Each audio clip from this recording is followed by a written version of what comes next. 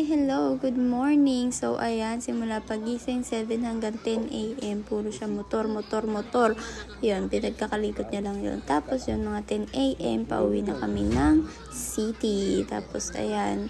So, inabutan kami ng tanghalian. Kaya kumain kami sa Sagami. At feel niya naman kasi naglilihi siya sa unagi. O yung parang ahas na isda. Ayun, masarap yun. Tapos, ayan, bumili din kami ng mic at nagkaraoke nagkaraoke ang isa dyan. So, supportive naman sila. Yung iba, nakikinig at nakikipalakpak naman sila. At eto na nga, makikita nyo, pinakanta ko nung isa. Tapos, ay, naniniwala siyang ako talaga yung kumakanta. Akala niya talagang ganda-ganda ang boses ko. Sobrang bilib na bilib talaga siya sa akin. Ang dali talagang lukuhin ng mga bata. Joke lang. Pero nakakatuwa lang. Alam niyo ba, minsan naiisip ko, sana nung bata ko meron akong, parang ako kung paano ko suportahan si Canon ngayon. Kasi, grabe, sobrang laki at lakas taas ng confidence level niya. Minsan sinasabihan niya ako, Ma, di ba ang galing ko? Ganon. Kasi, suportado ko siya sa lahat ng mga gagawin niya at ginagawa niya.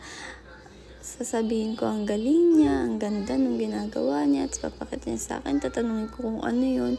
Tapos, inisip ko lang na, siguro part ng childhood trauma ko yun.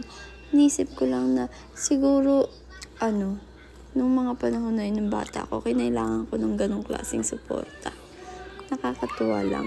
Pero ngayon, natatanggap ko siya sa pamamagitan ng aking partner. Oo.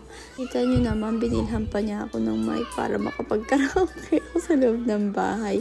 Alam niya, ang mga Pilipino mahilig mag-karaoke kahit ako ay hindi magaling kumanta. At yun na nga, ano pa bang support niya sa akin? Ayan, binilhan niya ako ng camera, guys. Pagdating nun, i-unbox ko, panoorin niya. Nakakatuwa lang. Thank you! Appreciation post ba to? At nakikinig siya habang nagre-record ako ng siya sa tabi ko. Hindi siya nagsasalita hanggat sa hindi thank you at good morning. Bye-bye!